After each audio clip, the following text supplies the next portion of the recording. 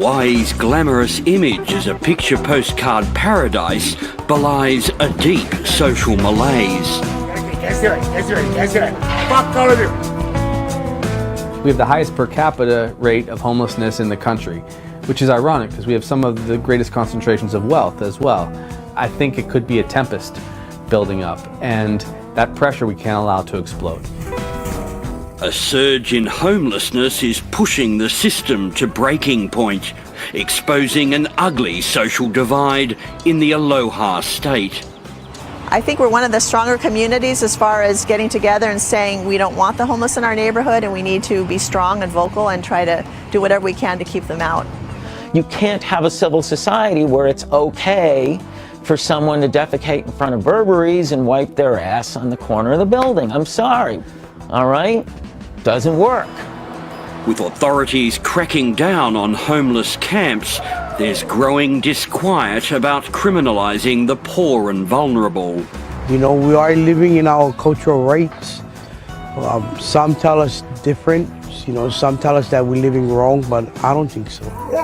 As the crisis worsens, a remarkable group of women are forging ahead with their own solution. Before you leave this place, I will make sure that I changed your mind about homeless and houseless people.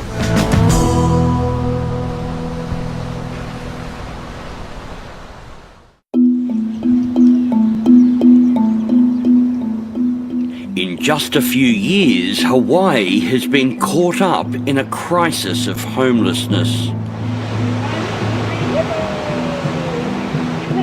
Thousands live rough on beaches, in parks and on streets, their lives mired in poverty and trauma. Authorities are struggling to contain the spread. Can we cover that for you? Go to hell, you won't give me water, get out of my face. To say that we were caught off guard, maybe only part of the story. We were to a degree, but also we saw an incredible surge just in the last few years. It's why it's become our biggest issue. I'd say it has attracted more attention, at least from my perspective, than any other issue in the last 20 years here in Hawaii.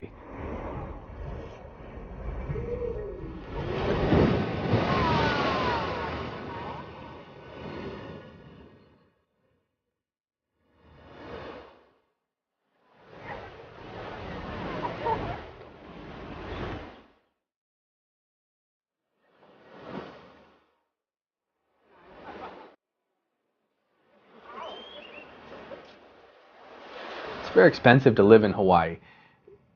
In most cases, people have to work 2 jobs to pay their rent or to buy a house. So it's always been expensive, but then when there was a surge in cost because there's been an inventory shortage, we saw it become impossible for some middle-class people to afford housing, and they became homeless. So that was another big problem. Now you had poverty, increased cost of living, methamphetamine addiction. There was a wave of a drug addiction which really fries people's brains, and that makes it impossible to function in normal society, and a lot of those people end up on the street. About a fifth of Hawaii's homeless population have recently moved here from the mainland. Attracted by the idea that life is easier in the island state, they often discover a different reality. In Honolulu, filthy hovels inside stormwater drains and under motorways have sparked panicked alarms over public health and safety. As elsewhere in the United States, here the average life expectancy for a homeless individual is just 51 years old. My name is Nick Ruby. I'm a reporter with Honolulu Civil Beat. We are an investigative news outlet based in Honolulu, Hawaii. I've walked this street several times before. A few years ago, it's just continued to grow to where now, as you can see, we're walking through the middle of the street right now because the sidewalks are covered in people's homes. Basically, the city is looking at including this street in its sit-lie ban, which would mean that all of this will have to go. But the question is where will the people go? And that's what the city's been struggling with for years. Now they're gonna have to pack up and move on, or have their belongings taken.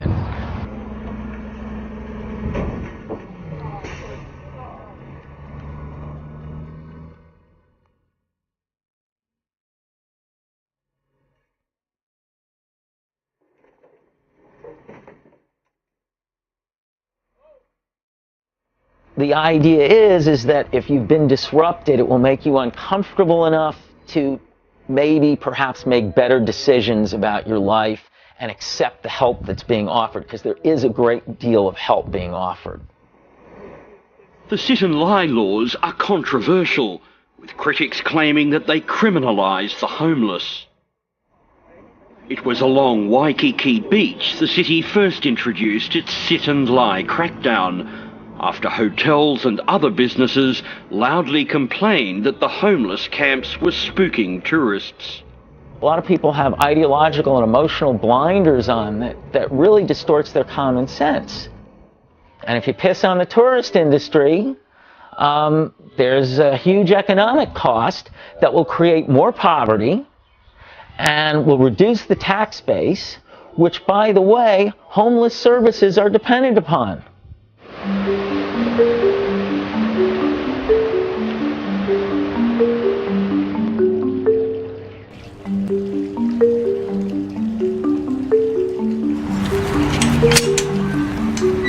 We might even find some here today.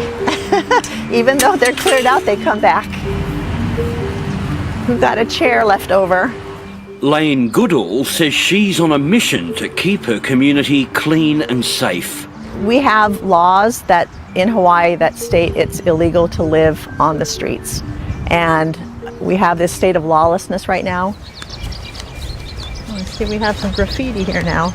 With the help of other local residents, she patrols the streets of Hawaii Kai looking for any signs of the homeless. So again, you see the posted sign there now for private property.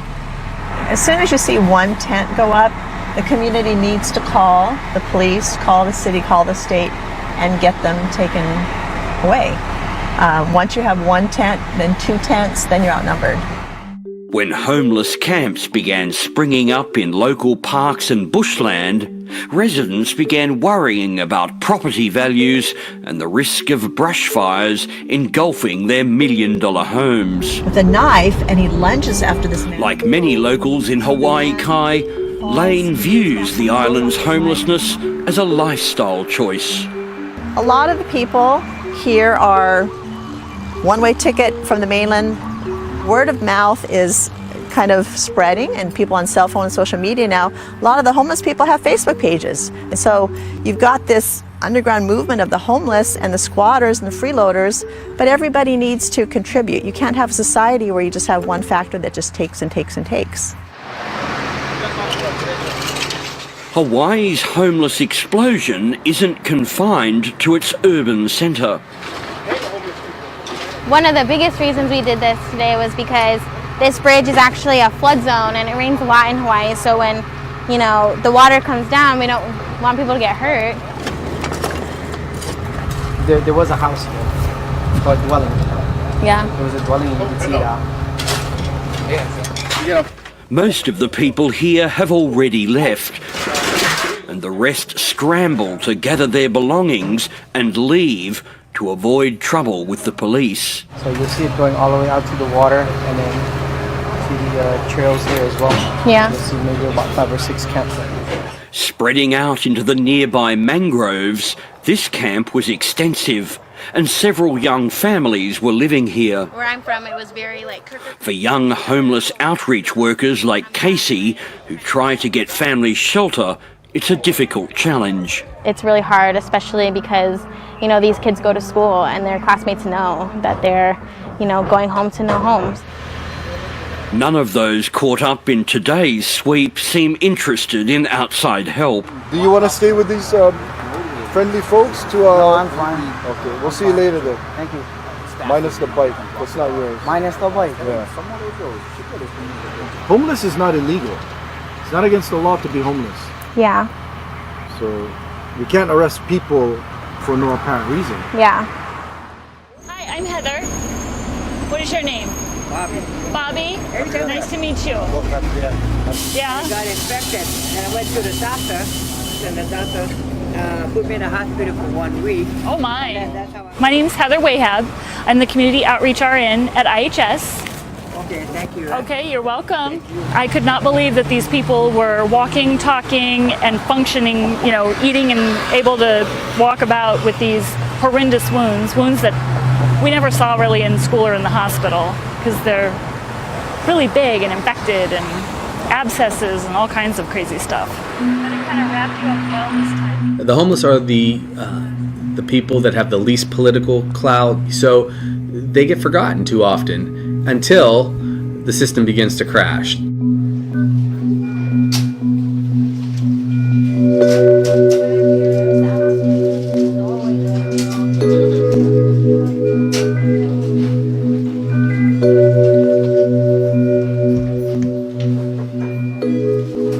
you having any pain right now?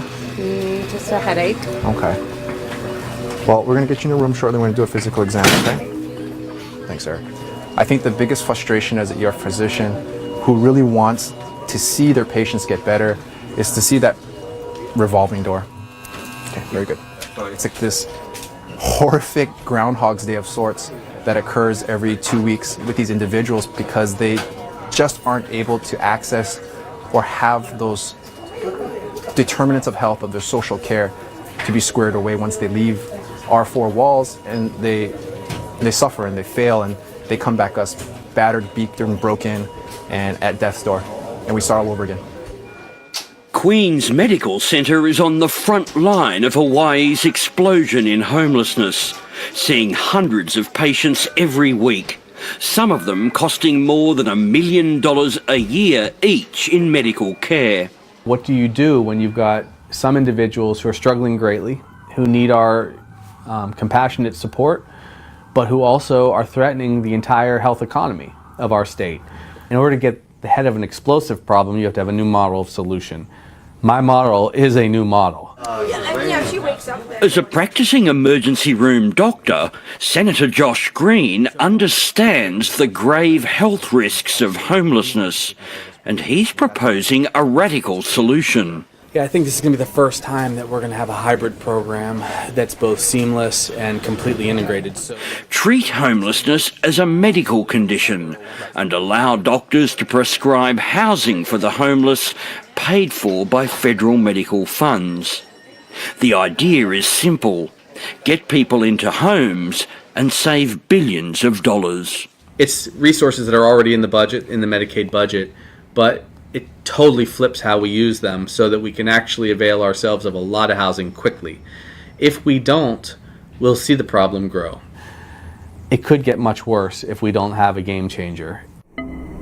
While prescribing housing could be a game changer, the average price of a home in Hawaii is around $700,000 US, making affordability a major hurdle. Amidst Hawaii's housing crunch, there's a growing push to recognise alternative communities.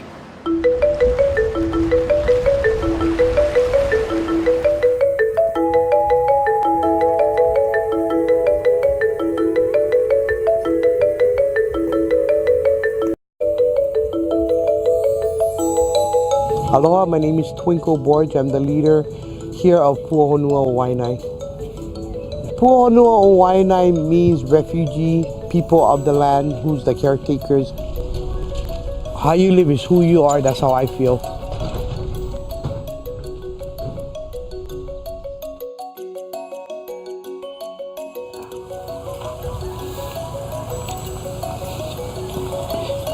Honey, pick up the recyclables, put it where it belongs, and the rubbish. Feed the cat. Go. Alright, come and get these rubbishes. This is no ordinary homeless encampment. Anyone who comes to live here must sign a contract agreeing to the rules. Amongst them, every resident must contribute 8 hours a week to community service. This is our community service, so each section will have their areas for concentrate on to rebuild, fix up. So like decide if this fence is down, we'll come in as a community, go and help strengthen your walls and whatnot. If rubbish needs to be put out, then you'll see our vehicles come in and start taking out the rubbish. The encampment is built from tarpaulins, tent poles and recycled goods, but there's little protection from the elements. So we usually use these pallets for rebuilding your flooring, taking your tent off the ground. So when it rains or anything, you're not in the water. You know, when it do get high tide here, as you notice the ocean, this water can come as far as the tree. So these pallets play a big role here. What is that? Baby chicken. Aww. This cohesive community is remarkably organised, divided into different sections, each led by a captain. Most of them are women. Everybody calls me Auntie Loki, but my real name is Rose Chumlona. And I'm one of the leaders out here. We use maternal instincts out here. All the women out here have that, yeah? And when it comes to the little ones, it's automatic now. They're automatically going to protect the little ones. Our children, our safety, our rules, everything is based upon the safety of our children. Check it out on here. With the safety of the children paramount, there are stringent rules and a 3 strikes you're out system. This is our donation tent. We have a donation coordinator, his name is Docu. Twinkle's adopted son, Adam, helps to enforce them. If you steal, it's an automatic out. So, and especially if it's around here, or if it's out there and it comes in here, you're automatically out. Completely. I will come back. Twinkle will let me know. She'll give me the papers of the violations. I'll go read it to them and they'll sign it. And then if it happens like 2 more times, because we give 3 chances. Right on the 3rd chance, I come in and I kick you right out. My name is Adam Fuyava. I'm Twinkle's son. She has been my inspiration for a long time. Too extra. I don't even need to be living like this. Like in an encampment, I can just go straight into a home. But I choose not to. I choose to stay here because I love the people and I love how like things work here.